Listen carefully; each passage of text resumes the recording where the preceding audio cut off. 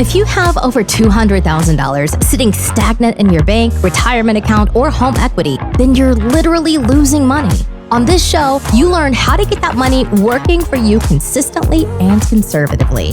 Learn to grow your nest egg with your host, Sean Winslow. Let's dive in.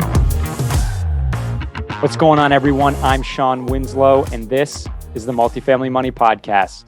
Welcome back, listeners, and welcome to any new listeners we have on the show. If you are new, this is a 6-part series, so I would urge you to go back and start from part 1. So on today's Finance Friday episode, this is part 6 of our 6-part series on financial freedom and how to set up your life to achieve it. Again, financial freedom to me is being able to create enough passive income. So income you're not trading time for money for. It's income that is being produced essentially when you're asleep. It's income that you don't have to put time in to obtain. And it covers your living expenses. And true financial freedom, in my view, is not just enough passive income to exactly match your life expenses, but to exceed it. I would say it depends what level of financial freedom you would like, but I would say you'd want at least another 50% more of whatever your life expenses are, if not 100% more, just for that safe buffer. But I think 50% is a great target to aim for.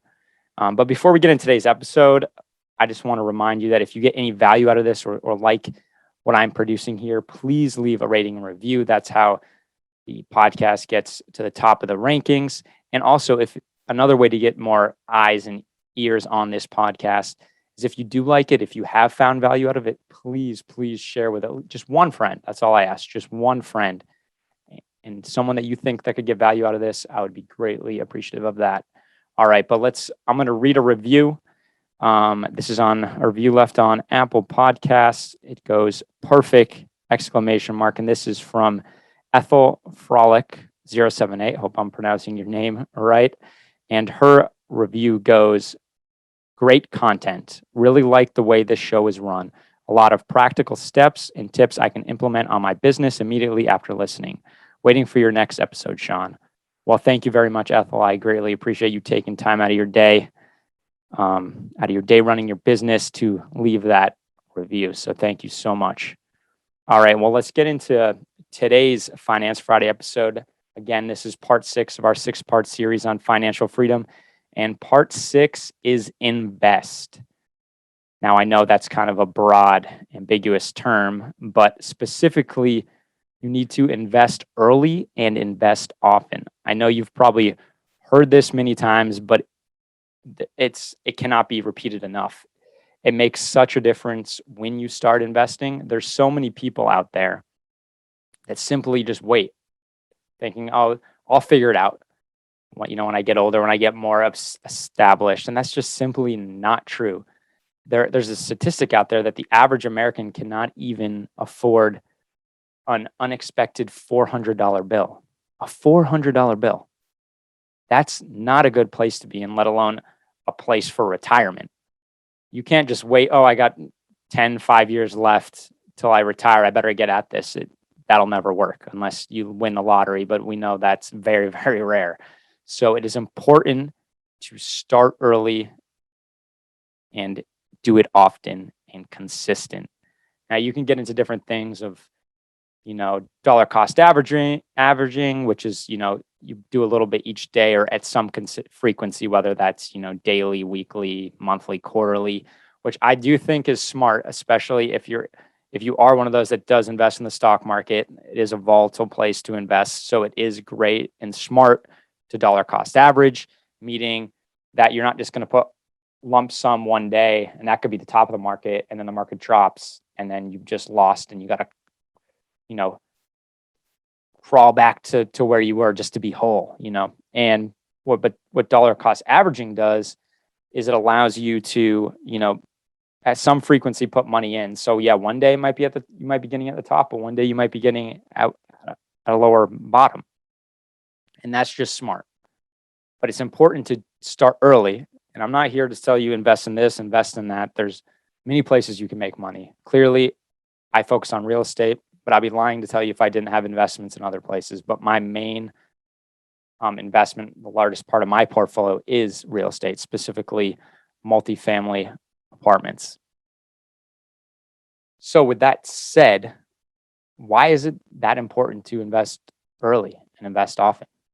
Well, there's something, you've probably heard this quote before by Albert Einstein, but he calls compounding interest the eighth wonder of the world. And why does he say this? Well, let's take a look at something. For those watching on YouTube, I'm gonna share my screen here. Just a little exercise that we can do together. I like numbers, so you can find this compound interest calculator on the internet. It's a government website, the Securities and Exchange Commission, so the SEC. And the title, the URL, if you really want to go to it, I'll put it in the show notes, but it's Investor.gov /financial, /financial/tools/calculators /calculators /compound/interest/calculator. But don't worry, I'll put it in the show notes. It's on Investor.gov. All right, so let's take a look. So let's say you start when you're 20 years old, and you so happen to have $1,000. Maybe you saved it up from working. Maybe it was a gift. You have $1,000 for your initial investments. We're going to put $1,000 in there. Now, let's say you're able and you're smart enough to make monthly contributions. Let's say you're living frugal, and you're willing to cut back on some things and maybe not live as a comfortable life. And you can do $500 a month. Comes out to $6,000 a year, which also comes out to be about the amount you can invest in our IRA. So that's not a coincidence. So $500 a month. Length of time, we're going to do 46 years, because at age 66 is usually one of the average ages people retire to optimize Social Security. Now, that's a different story. Some would argue, go longer because you actually can optimize it more, but let's just say 66. So that's 46 years. Let's say you're getting 7% interest rate average annual return on your money. And then I did a range of 7%. So some years you might double that. Some years you might not make any return. And it's going to compound annually. Now we calculate $1.862 million is what your portfolio would be starting at the age of 20 and retiring at 66. Pretty solid. Put in $500 a month, start with $1,000. Now, as your career grows, you're probably able to put more in as you go, but let's just say that that's your situation. Obviously, if you're watching this, you can see it. There's 3 different lines on the graph here. One is if you were to get that 14%, obviously it's a way bigger number, but we all know most people are not able to average 14% per year. And then the other line is if it was 0%. Now, that's not the point of this conversation. The point is, what if you started later? What if you didn't start at 20? What if you decided in your 20s, I just want to have fun. I'm going to go party, go to the clubs, go on lavish vacations, out to dinner all the time. Oh, I'm going to get a new car. Oh, I'm going to live in an apartment I really can't afford.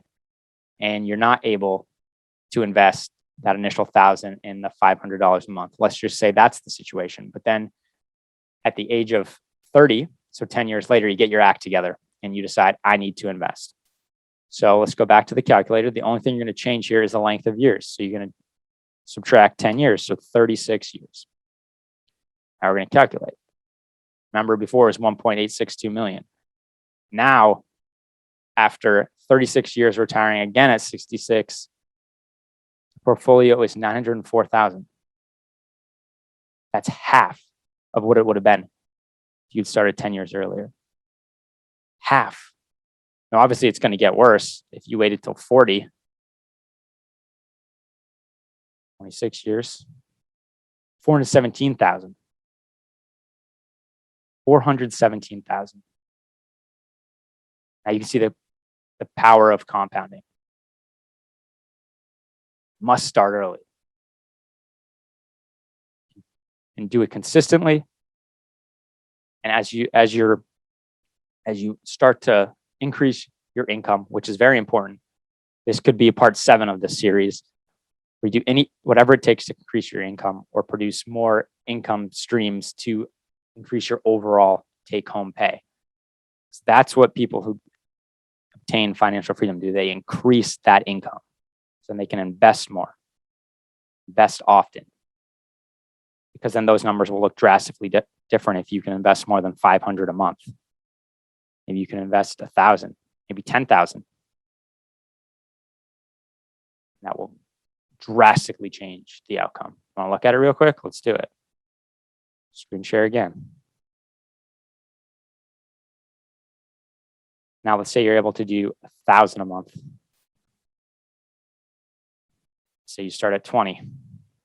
Again, that's your 46 years. Or before it was 1.8. Now it's 3.7 million. Doubled. That's the power of compound interest. All right, now I want to share one more story.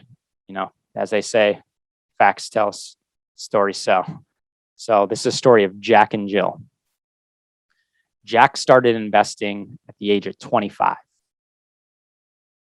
He invests $20,000 every year for 10 years. And then he stops for whatever reason after the age of 34. Makes no more investments, but still has his original contributions and investments still in the market. And he's obtaining, the average market return. His portfolio, at the age of 65, would be $2.25 million. Now, Jill, like in my previous example, she took some years off. She wanted to have fun in her 20s and early 30s, party it up, live it up, travel, live the lavish life. So she didn't worry about it investing. But then it hit her and daunted on her that I need to invest. What am I going to do in retirement? So at the age of 35, she starts investing. She invests $20,000 a year, every year for 30 years. 30 years. Jack only did it from 25 to 34. She gets the same average annual return as he did. What do you think her portfolio is worth at the end? At 65. It is worth just over $2 million. So Jack has more than $250,000 than she does, just because he started early. The power of compounding gets him to win. Now, when I worked in finance, I was shown this often. I don't think it was ever really for the reason that I'm trying to tell you, but it was more to show clients so they would invest more. But at the end, it's the same outcome. It's just going to be better for your future, better for your family. So you can take care of your family and give back to your community, give back to those organizations, charities that mean a lot to you. And again, it's the same thing. Financial freedom, it's a cost. Take time, hard work, discipline. But at the end, you're going to have time, you're going to have money to make the world a better place. Now, financial freedom is not about the money. Don't get me wrong. I hope I haven't conveyed that over this 6-part series. It's not about the money. It's about choice. It's about being able to have the choice to do what you want, when you want, and with who you want. Being able to decide to take $100,000 and give it to a charity, and that's not going to affect you.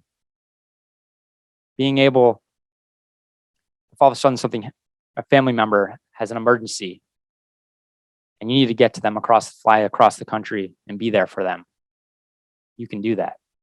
You're not stuck to a 9-to-5 job where maybe your boss won't let you go, or you simply just don't have the extra money to get there. It's the choice to be able to be with the ones you love when they need you the most. It's the choice to be there for your friends when they need you, for your family, or even just a stranger that needs a little help. It's not about the money. It's the freedom of choice. Be able to take care of yourself, the ones you love, and to make the world just a better place. So I urge you to take these to heart. It's not just for the money, like I said. It's to make the world a better place. Be able to give back to those and the things that you care about. Honestly, it's your obligation. It's a duty to your family, the duty to your community. Now, it's not going to be easy. Trust me, I know. I wish I had this download or this 6-part series when I was in college. Because I definitely took the easier route, had fun in my 20s. Not all my 20s, but some of them. I knew some of this stuff, obviously this part, power of compounding, but I didn't take it to heart. So if you're younger, listen to this, I urge you, invest early, invest often. If you're not, it's still not the end of the world. You just need to get your finances in check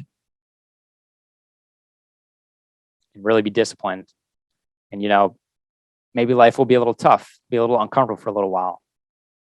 But in the end, you're going to be able to live a life that most people can't because you allowed yourself to live a life most people won't when they're younger. All right, well, this is the end of this financial freedom series. I wrote a financial freedom guide that I will be posting on my website. It's going to be out in about a week to 2 weeks time. It's going through some editing right now, and publishing as well, but I'll announce it on the podcast when it's live. You'll either be able to go to the website, download it, or simply you just text the number and it'll be emailed to you. I thank you all for tuning in. And next week, we're going to get into an interesting topic, how to pay off debt quickly. All right, thanks for tuning in. Catch you on the next one. Hey, this is Sean Winslow. After being in the financial service industry for years and having candid conversations with good people just like you, I realized that so many of us are wanting an investment strategy that provides solid returns and consistent income without the bumps in the road. There's little known secret that your financial advisor doesn't want you to know. There is investment out there that is less volatile and the returns are stronger. Get more details by going to greenbriercg.com and clicking on the free e-report. And by the way, if this show has provided you any value, then feel free to leave an honest written review and of course share it with a friend who needs it. See you next week for another great show.